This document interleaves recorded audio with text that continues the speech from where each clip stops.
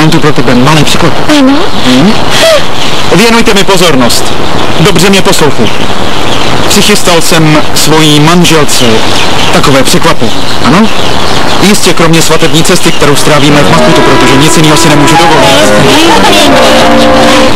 Přivedl jsem svojí manželce jednoho velice důležitého člověka, který přidal na muzice naší lásce.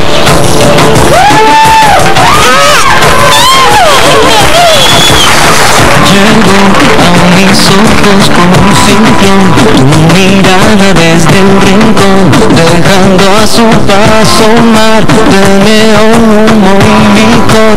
No sé con quién andas, si es tu novio, me da igual.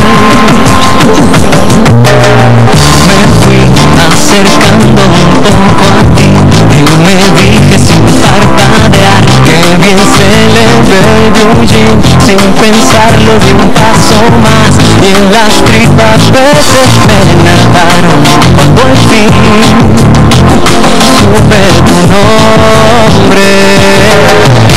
Y el plan del destino empezó a marchar, qué manera de juntar a este par de extraños que se empiezan a extrañar. Pronto tendrás que regresar con aquel fulano y yo con botella en mano.